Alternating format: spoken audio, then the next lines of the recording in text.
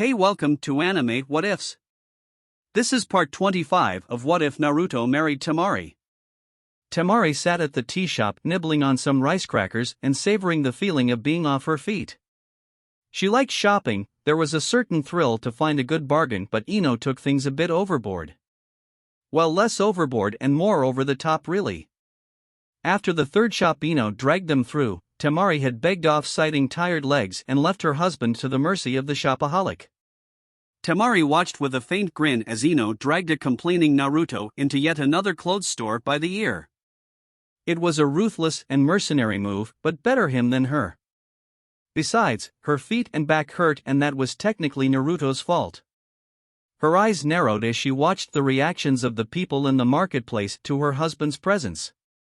While a great deal of the younger civilians seemed not to have a problem, there was still a great deal of dislike and outright hatred from some of the older generations. It hadn't kept some of them from approaching her with marriage offers for their daughters. Apparently being linked to the yondaime through marriage trumped their hatred for his son. Adding to the oddity of things were those that hated her for being from Suna and for marrying the son of the yondaime.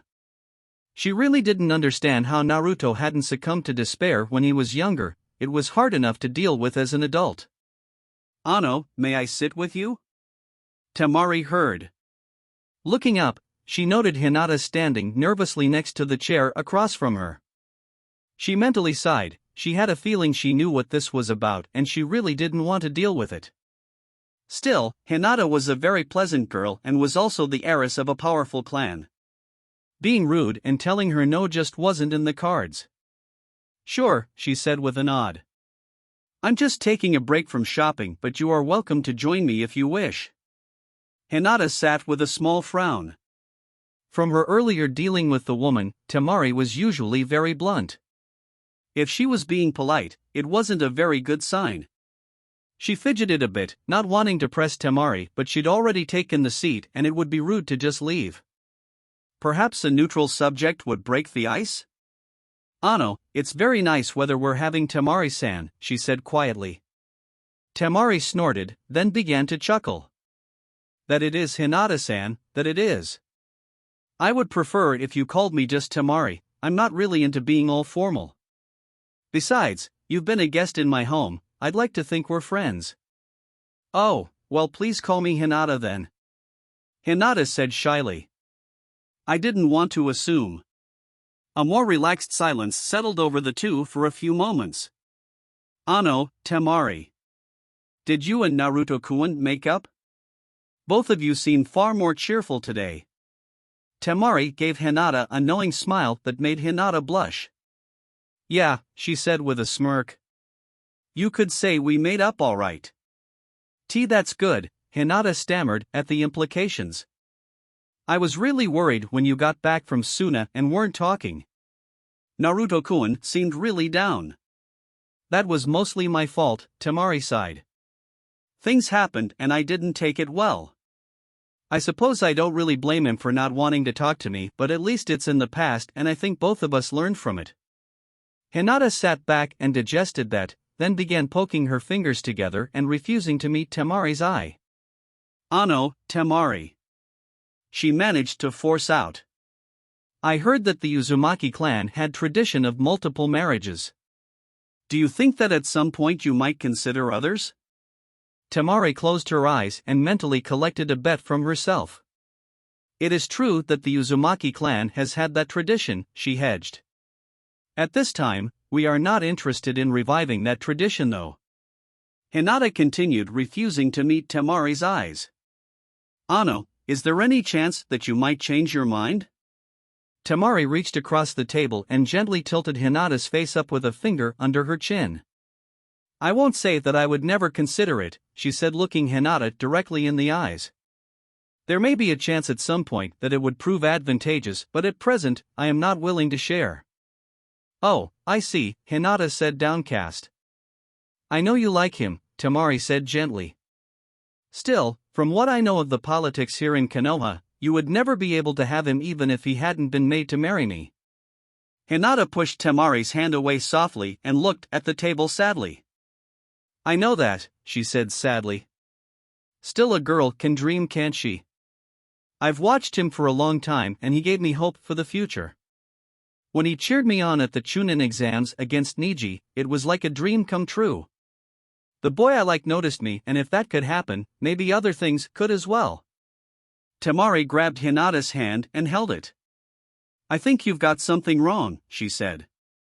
Naruto has many admirable qualities that most are just beginning to see, but he can't give you anything you didn't already have. She paused to find the right words. He can be inspiring, and following his example can help you call out qualities you didn't know you had, but in the end, it's not him, it's you. Hinata shifted uncomfortably but took comfort from the hand Temari was holding. It really wasn't fair, she said sadly. You swooped in out of nowhere and claimed the boy I liked, and to make it worse, he's happy. I'd really hoped that somehow it would work out. Temari smiled sadly at Hinata. I'm sorry, but that road is close to you now. Still, it's not the end. I don't have a problem with you being friends with him. Hinata looked up at Temari with hope in her eyes. Really? Even knowing that I love him, you would let me still be his friend? Temari rolled her eyes in irritation. Yes, really. If I stopped girls from being his friend just because they like him, I think that would leave him with just 10 as a friend. When Hinata's eyes shifted to where Naruto was still being dragged by Ino, Temari snorted. Yes, I am aware of it. I haven't talked to her about it because she hasn't overstepped her bounds, and my husband is as usual totally clueless to how she feels. Temari shrugged and gave Hinata a sly smile. Besides, sometimes it's fun to sick her on him, it's good for him. Hinata smiled back timidly. Sometimes Temari scared her a bit. Ano, what about Sakura-san? Temari scowled at her crackers. That is a completely different issue, unfortunately. Dealing with her is sort of like sticking my hand into a scorpion's nest. In the near future, it seems she will be joining the Uzumaki clan though. Hinata's eyes bulged out in shock. You're letting her marry him? She blurted. Temari shot Hinata a confused look and replayed the conversation in her head. Oh, no, she said firmly. No, Pinky is not marrying us, she'll just be adopted into the clan. Hinata breathed a sigh of relief and sank back in her chair limply. I'm not sure I could handle if she did, she admitted. You scared me there. You and me both, Temari muttered under her breath.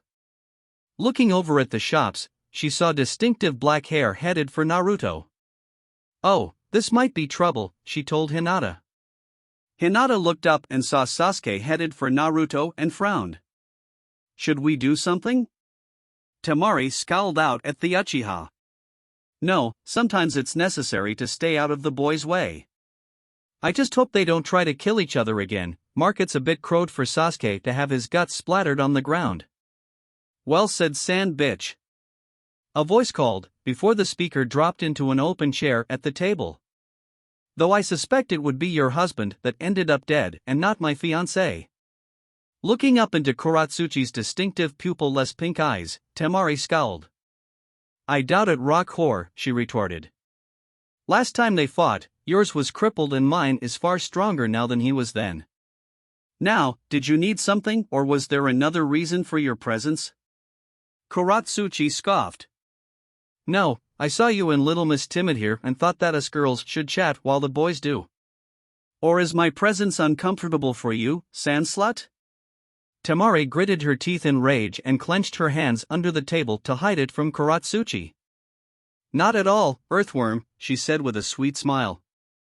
Hinata-chan and I were just discussing how likely it was that Naruto could repeat what his father did against IWA. It was my husband and my brother that killed your most powerful Jinchuriki when he was stupid enough to attack. Personally, I think it's pretty high odds he can do it. All that rock in their heads means IWA shinobi don't tend to learn well. If he lives, that long-wind whore, Kuratsuchi snarled, standing from her chair in rage.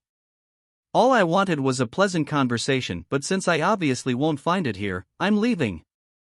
Putting action to her words, she stormed stiff-backed from the tea shop with Temari's gaze arrowing into her spine. Once she was gone, Hinata breathed a sigh of relief but noted Temari still looked pissed as hell. Ano, that could have gone better, I think. Temari didn't respond for a moment, obviously trying to bleed off some of her anger. Taking a deep calming breath, she turned back to Hinata. If she wanted a civil conversation, she pointed out mildly, she wouldn't have started it with an insult. No, she was trying to provoke me, but the question is, why? Suna and Iwa have a long-standing hatred of each other, but I'm a Konoha kunoichi now. That felt personal for some reason. Hinata considered it for a moment. Jealously maybe, she offered. I know that Iwa initially offered her to Naruto-kun, but you refused outright in the council. Maybe, Temari conceded.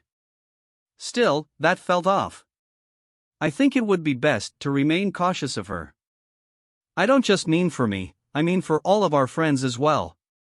Okay, Hinata said before being interrupted by a fuming Ino plopping down in the chair recently vacated by Kuratsuchi. Ah, that sucks, Ino complained loudly. Sasuke showed up and Naruto ditched on me, leaving a clone behind. Temari raised her eyebrow at that. Any idea where they went? Ino pouted. No, they just took off. Naruto tried to be sneaky about it, he left a clone behind, but I knew it wasn't him so I popped it. Temari snorted. You could have made a mistake, she pointed out. When we got back from Suna, I thought he was a clone and I ended up breaking his nose. Ino chuckled at that. Yeah, the look on your face was pretty good, but I knew it was a clone. For some reason, I can tell him apart from his clones. How? Temari asked, baffled. Ino shrugged. I don't know, I can just tell, I guess. Ino-san, Hinata spoke up. If you close your eyes and focus on that, could you point out what direction he is in? Ino looked at Hinata curiously, then shot a glance at Temari, who just shrugged. Deciding to humor the other girl, Ino closed her eyes and concentrated. Now that she was actually thinking about it, she could detect something odd and she raised her hand to point in the direction without opening her eyes. It's really odd, but I think I feel something that way. Temari and Hinata followed the direction of Ino's finger and saw it was pointed in the general direction of the Namake's estate. Trading glances, they looked back at Ino as the blonde finally opened her eyes. Hi, she said cautiously. Why are you two looking at me like that? Temari sighed and plopped her chin down on her hand as she continued to observe Ino. I think there was another component to when you got stuck in his head, she said tiredly. You pointed directly back to our home, with your eyes closed. Well, that's kinda disturbing, Ino said quietly after she digested the information. Still, at least I'm not still spouting off Naruto's verbal tick anymore. That was embarrassing. I don't know, Temari said with a sly grin. It was sort of cute, and I bet if we get you excited enough, you'll say it again, right, Hinata? Hinata regarded the second girl who had formed some sort of bond with Naruto that she couldn't have before, mirroring Temari's smile. I think it would be fun, Temari, she said cheerfully. Ino looked at both of them in horror. Oh, you two just suck, she said, sliding away from them in her chair. If you do, I won't forgive you, Dada Boyo. Clapping both hands over her mouth at the unintended slip, Ino pouted. Really, you guys suck. Kuratsuchi fumed as she stalked her way back to the Uchiha district, her obvious bad mood causing people to scatter out of her way. She hadn't intended to start a fight with the sand bitch, but a lifetime's disdain for Suna and Aggammenonn was hard to overcome. She clenched her fists and mentally raged at how fucked up her mission was. Befriend the Namake's heir, if possible seduce him. Failing that, eliminate him. It had seemed simple at the time, but no one in Iwa had known the damn Suna whore would already be knocked up and would also have a close relationship with her husband. She snorted in irritation. If someone had told her a representative of a village that had just attacked would fit in almost seamlessly, she wouldn't have believed it. It didn't change the fact that it had actually happened, though. Every path to her mission ran through Temari, and that was an unpleasant prospect. While she didn't seem to regulate who he could be friends with, there wasn't a chance in hell Temari would allow her to be one. Seducing him was a joke. Even casual listening around town had told her the boy was devoted to his wife. Being a Jinchuriki, drugging him as a seduction tactic was out as well. As for assassinating him, Kuratsuchi didn't think her grandfather had really thought that one out. First, she'd have to get an instantly lethal hit or face a pissed-off Jinchuriki. Then, even if she did do that, she'd have to deal with Temari, and while she was confident that she could, even or maybe especially pregnant, Temari would go down fighting. Escaping alive under those circumstances seemed unlikely. Additionally, from what she could tell, doing so would essentially be a declaration of war against both Suna and Konoha. A revenge-driven war with both Suna and Konoha would not end well for IWA. Frankly, she was about ready to give up on this mission, though the thought of trying to explain her failure to her grandfather was unpleasant in the extreme. Perhaps she would have an opening after Temari delivered the Namikaze heirs. Even if she didn't, perhaps acquiring one of those would appease her grandfather. It was worth at least laying out some plans. Naruto leads Sasuke into his study and accepted a folder from a clone already present. Moving behind his desk and activating the privacy seals, he reviewed the clone's memories as he waved Sasuke to sit down. "Dobe," Sasuke growled. "I followed you because you said that we shouldn't talk about that man in public, but you aren't saying anything. Speak or I am leaving."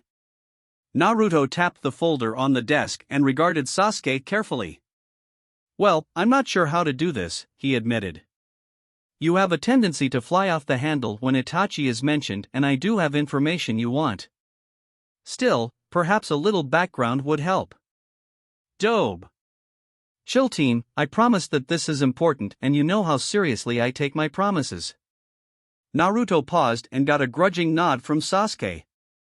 "Alright, so what do you remember about your clan's relations in the village when you were growing up?" Sasuke momentarily looked bewildered but quickly replaced it with a scowl. "I don't see how this matters, but since you promised." "I don't really know," he admitted. "I know we were the strongest clan and that we ran the police force, but I didn't really pay attention, I was only a child." I see," Naruto replied quietly. "I don't have the full story, but after the Kyuubi attack, there was a great deal of suspicion regarding the Uchiha." Sasuke snorted in disbelief. "Oh please, why would they suspect us?" Naruto opened the folder and handed over the first packet. Eyewitnesses claim the Kyuubi was acting odd as if controlled. There was only one man that ever controlled the Kyuubi that we know of, and he was an Uchiha. Madara Uchiha to be exact. Once again, I don't know what happened, but it was after the Kyuubi attack that the Uchiha walled their compound. I remember seeing the walls go up when we were maybe 4 or so?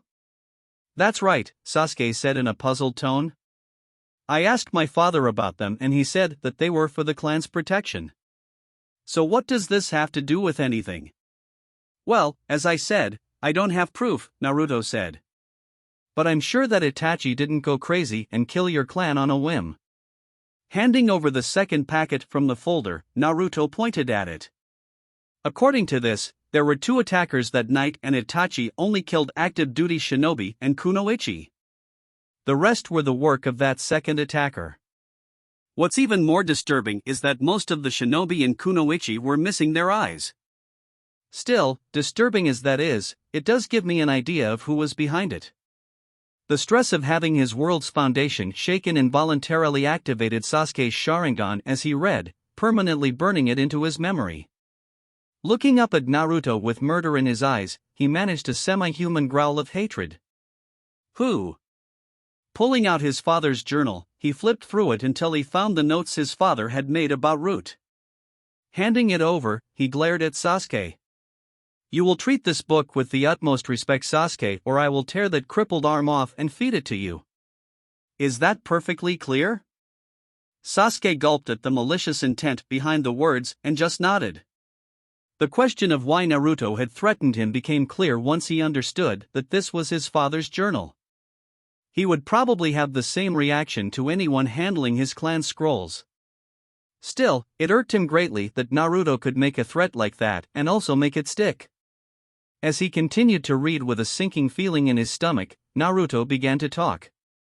"So, we have an extremely militant elder, one willing to take things into his own hands, and he has his own little corps of ninja. I remember Sandaimjiji very well, and exterminating a clan isn't something he would do. That leaves Danzo and maybe the other two elders, but probably just him. Sasuke snarled and handed the journal back to Naruto. They will pay. He growled, slapping a hand against his neck where his curse seal began to burn in time to his fury. Naruto sighed.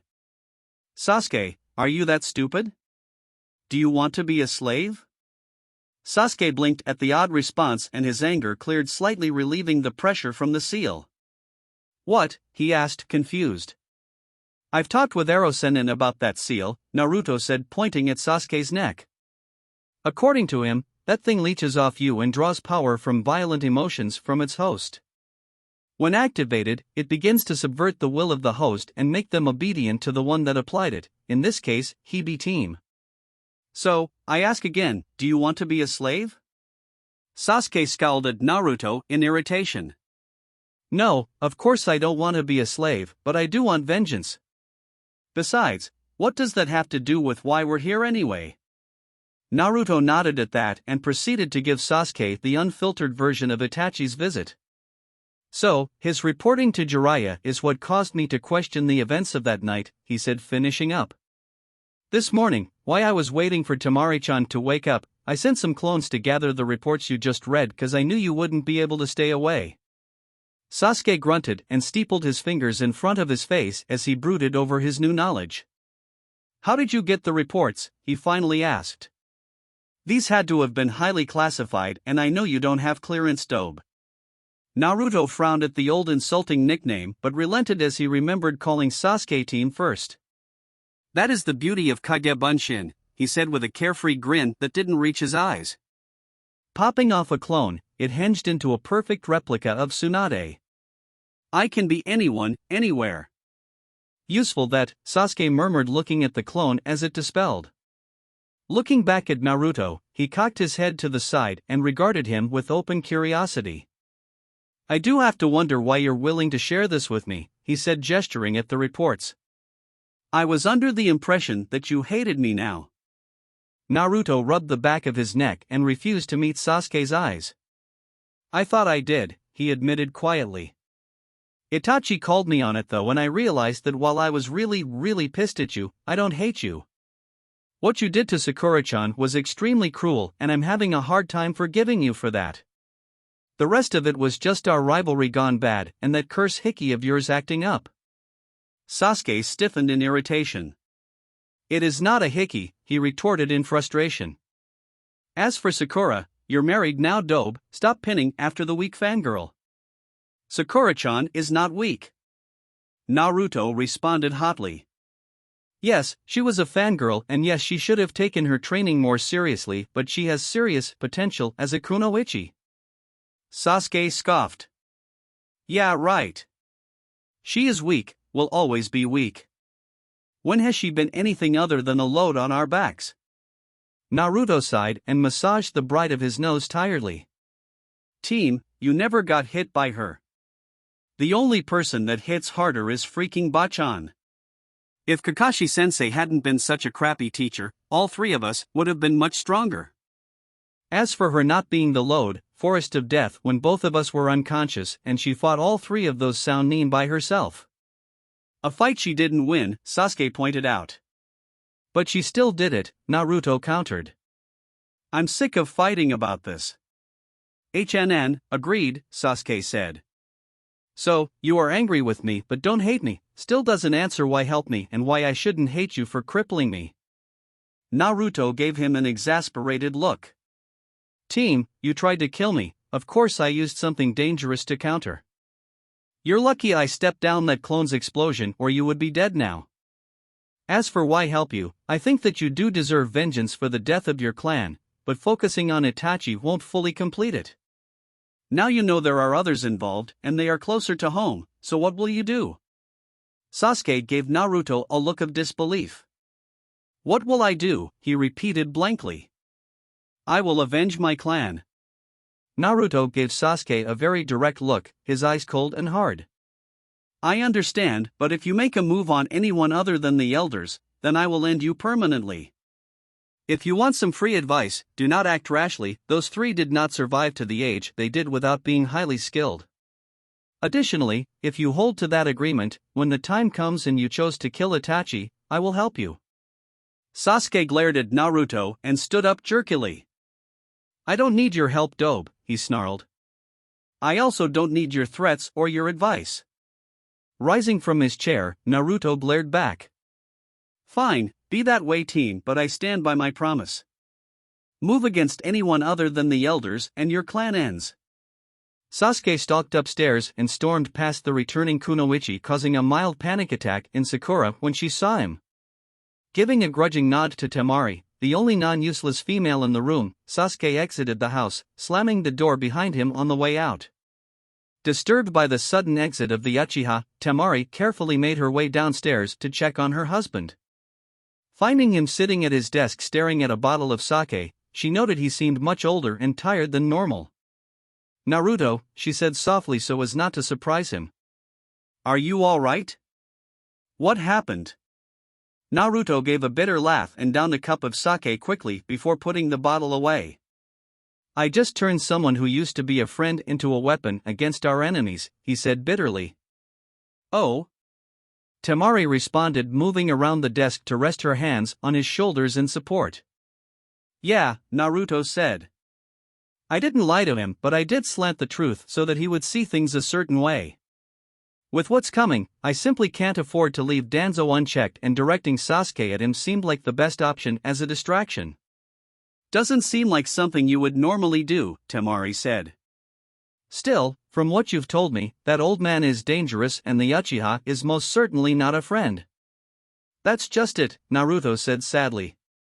I'm not so sure I don't still somewhat see him as a friend. He almost died for me once, and before he got that damn seal, our team was starting to come together. I just wish that hadn't happened, that's all. Temari responded. Personally, I'm rather happy with the way things are, but I suppose I can see your point. Thanks, Temari-chan, Naruto said with a wan grin, reaching up to pat one of the hands on his shoulders. I'm happy about things too, but I suppose I'm a bit selfish and wish things were even better, you know?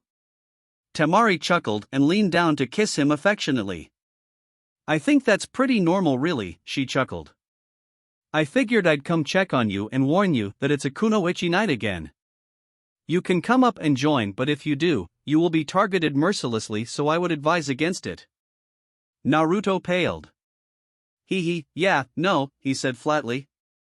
I think I'll just go for a walk or something. Probably go see if I can find any of the foxes, haven't seen any since we got back from Suna. Temari pursed her lips. Will you be all right?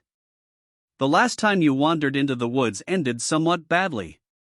Naruto gave her a cheeky grin. Oh please, Itachi visited yesterday, what's the worst that could happen? Temari groaned and buried her face in her hands. Don't you have enough problems without tempting fate?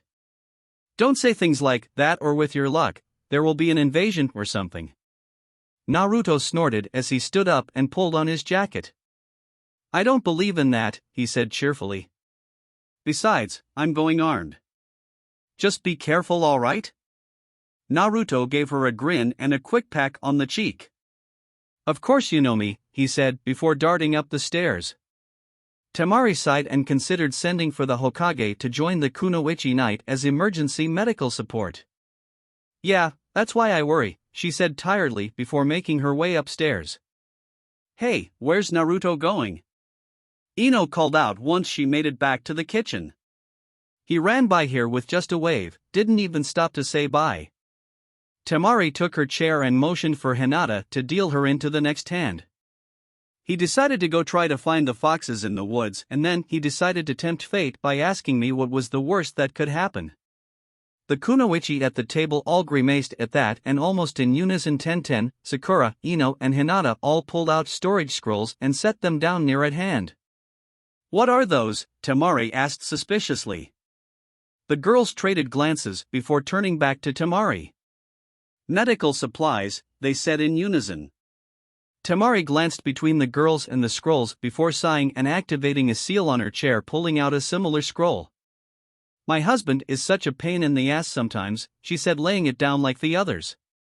Moving into the unnaturally silent woods, Naruto felt incredibly uneasy, constantly scanning his surroundings and holding himself defensively. He'd checked the gardens thoroughly and hadn't found any sign of the kitsune leaving only these woods if they were still on his property. For the life of him, he couldn't figure out why they would have left if they had. He'd told Reynard that he and Temari would be gone and the foxes had what they needed on the grounds. In the twilight gloom, he stumbled over something on the ground. Slapping a hand down to stabilize himself, he was unnerved to touch something furry and sticky. Pulling his hand back to his face, he caught the metallic scent of blood. Dropping down on one knee, he looked closer at what he tripped over and was unsurprised to find the corpse of a fox. A closer examination showed that the body was badly torn up with burns but not cut. What the hell happened here? Naruto murmured to himself as he drew his kodachi from the seal on his arm. Checking the ground around the body, he growled lightly in frustration when he couldn't make sense of the tracks on the ground. Taking a step away, he closed his eyes and focused on detecting nearby chakra sources like when he was training with Kakashi. Sensing some nearby, he turned himself towards them, opened his eyes and headed in that direction. Much more cautious now, Naruto ghosted from tree to tree, keeping a close eye on his surroundings. Closing in on where he thought he'd felt the chakra, he was puzzled to see a group of maybe a dozen foxes standing around a small earth dome he didn't remember being on his property. Stepping out from around the tree, he stowed his kodachi away so he wouldn't scare the foxes. "Yo," he said with a little wave, unconsciously copied from Kakashi. The assembled kitsune turned to face him, teeth bared and snarling. Only quick reflexes kept him unroasted as he barely dodged a stream of flame, leaping back into the trees. "Ah shit," he muttered under his breath. "I'm not gonna tell Temari-chan about that, she'll never let me live it down." In the middle of collecting her winnings, Ino jerked her head up and looked towards the forest. "Oh, not again," she groaned. "Something wrong, Ino?" Temari asked for the group. Ino palmed her face in irritation. "Yeah, well, sort of. Naruto just walked straight into another fight." Temari grabbed her fan, before Ino spoke up to stop her. "No, it's not like last time, I think he's got this one, it's just..." Well, he disarmed himself then walked straight into an ambush. Temari cursed and thumped her head into the table. "Sounds about right," she admitted. "So, how do you know all this anyway, Ino?" Ino flushed as the others gazed at her speculatively. "Shadow clones," she blurted before the interrogation could begin. "I thought it would be best to keep an eye on him cause of what happened last time." Temari frowned at the girl. "Not a bad idea, but you should have told me. I stress to all of you once again, my husband." Ino pouted and refused to meet Temari's eyes, gazing at the table. "I'm sorry," she mumbled. "It seemed like a good idea and I didn't want you getting mad at me." Temari sighed in exasperation. "Okay, listen up, girls. Ino, Hinata, Sakura. 10-10, not sure if this applies to you. I am aware of the feelings you have for my husband, and while yes, I do find that concerning, I won't try to stop you from being his friend." 10-10 smirked from her end of the table. "No worries about me," she told Temari. "Naruto's pretty cool and he makes awesome explosions of doom, but I have someone else I like." "I think it's cool that you're being understanding though. I'd probably be all bitchy towards girls that liked my man."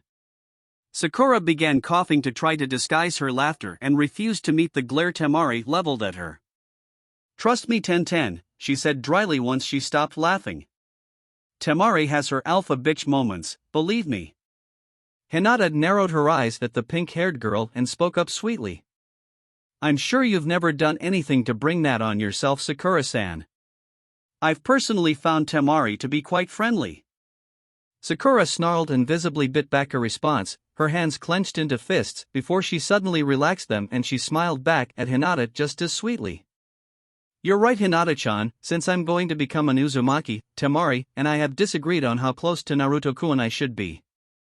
It's very worrisome. What would happen if I accidentally walked in on him in the bath or he did to me?" Hinata's audibly ground together at the reminder that Naruto was going to be adopting Sakura into his clan, and her eyes turned murderous when she mentioned walking in on him. Tenten and Ino wisely stayed out of it, though both marveled at how Hinata's sweet smile contrasted with the murder in her eyes. Deciding to step in before the two tried to kill each other, though slightly tempted to allow it, Temari slapped her palm down on the table. And again, my husband. Also my house, so if the two of you want to have this little pissing match somewhere else? She raised an eyebrow, though she wasn't really expecting a response. Sorry, Temari, Sakura said, gazing at the table in embarrassment. I am sorry as well, Temari-san, Hinata managed to stammer out when she realized how rude that exchange with Sakura had been. I'm not your mother or your nursemaid, Temari said caustically. I won't try to stop you from feuding, but this house and these grounds are neutral territory. I accept your apology for now, but the next time one of you starts a fight like that, both girls involved get tossed out for a while. Turning to Ino, Temari fixed her gaze on the other blonde. That goes for you too, Ino. Now, what happened with Naruto? Ino shrugged. I don't know, I had a clone trailing him and then there was some fire and that's it. Temari sighed and opened up her scroll of medical supplies onto the table in front of her. Alright girls, who's got burn cream and bandages? Naruto cursed as the foxes followed him up into the trees and moved to surround him. Avoiding another jet of flame by dropping back to the ground, he summoned his Kodachi again and instinctively pivoted, the blade flashing in the moonlight as it sliced through the neck of the fox leaping at his back.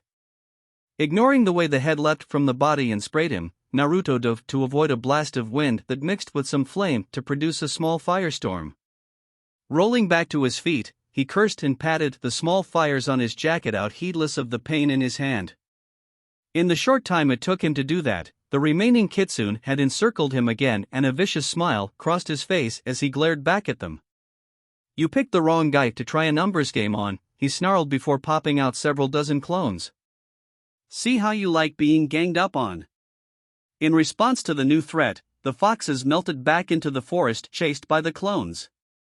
Several minutes passed as Naruto absorbed information from dispelled clones.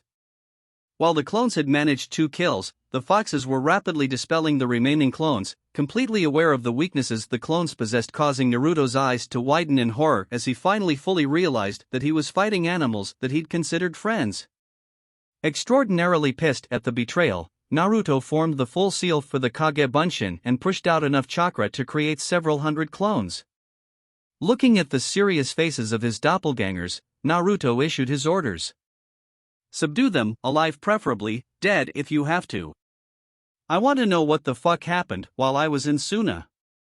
The assembled clone army saluted and headed out to hunt as Naruto turned back towards where the fight had started. And while they do clean up, let's see what they found so interesting. Approaching the dome carefully, Naruto examined it thoroughly, even going so far as to circle it to ensure he wasn't missing anything.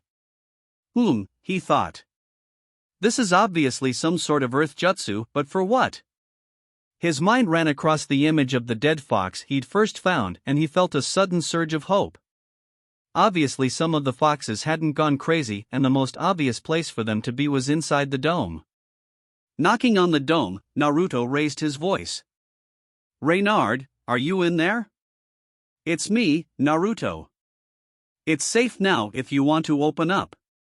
In response to his words, a small portal opened in the side of the dome and he saw the familiar snout of Reynard cautiously poke out. Moving back, he shifted over so the old fox could get a look at him. Raising his hand, he slowly extended it for Reynard to sniff. As the fox was confirming his identity, Naruto marveled at how beat up his friend was. You look like hell, he bluntly told the fox. Reynard agreed. I have been holding that dome for 3 days, Naruto-sama. I am quite simply exhausted. Naruto whistled through his teeth at that. No wonder Reynard looked so bad, there was no way he could have slept and to constantly expel chakra the entire time. Even he, the guy with way too much chakra, wouldn't want to do that. You can release the jutsu, he told Reynard. I have several hundred clones out hunting what's left of the ones that attack me. Reynard gave a heavy sigh as the dome melted back into the ground, revealing most of the kits and their mothers, but very few males. And so we are reduced again, Reynard said sadly. I'm sorry, Naruto said gently. They attacked me and they attacked you as well. I can't simply let them go. I understand, Naruto-sama, Reynard said sadly. While you were gone, most of the young and stupid males, even some of the vixens, decided that we had recovered enough that they could seek revenge for those lost to the villagers after Kyubi-sama's attack on the village. They claimed that we could never live in peace with humans, that it was our duty to strike back. When the rest of us refused to support them, they turned on us. It seems that even seeking refuge here has cost us more than we can afford. I suppose we'll have to leave so something like this doesn't happen again. No, Naruto said grimly, his face fixed in determination. No, if you do that, Reynard, then you're basically admitting that they were right.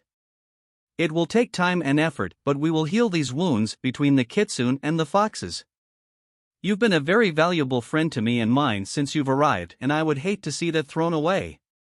Reynard sank to the ground exhausted and refused to meet Naruto's eyes. I deceived you, he said quietly. We knew that you carried Kyubi-sama, but I was lying when I said that you were acting as his reagent because he was sealed inside of you. Naruto snorted back a laugh and gently rubbed the fox's head. Please, I knew that. I know that everyone thinks I'm stupid, but I'm not a complete idiot. Reynard looked up incredulously. You knew, and you let us stay? Naruto nodded, his gaze focused on the fox kits snugged up with their mothers. Of course. I know what it's like to be blamed for something you had nothing to do with. I was keeping an eye on you though, and despite lying to me, your intentions were at least honorable. You were just looking out for the other foxes, and you had every reason to be concerned about how a human would react. Your actions since have proven to me that despite the start, you are a true friend, and I would be honored if you and the other kitsune would remain. Reynard butted his head up against Naruto's hand to show his appreciation. Thank you, he said quietly and sincerely. I'm truly grateful that there are still humans like you and Temari-sama. Naruto paled at the mention of his wife and he stared down at his ruined outfit in horror. Oh crap, Temari-chan is so gonna let me have it, he moaned. Reynard snickered but was too tired to move. Vixen can be a comfort, he said sagely. They also cause most of the problems in life, so finding balance is key. Thank you so much for that observation, Naruto snarked back, climbing to his feet. Creating more clones, Naruto spoke to Reynard over his shoulder. Unfortunately, I need to head back, but between these and the clones searching the forest, you should have everything you need. See you tomorrow, Kitsune Gigi. Reynard sighed at being called old but felt far too worn out to argue. See you tomorrow, Naruto-sama. Reaching the house, Naruto tried to tidy up his outfit as much as possible, but the foxes had done a number on it before he'd gotten serious, and trying to hide the burns wasn't going to work very well. Bracing him for a tongue lashing, Naruto entered the house and was not surprised to find Temari waiting for him. What did surprise him is that she didn't seem angry or even annoyed.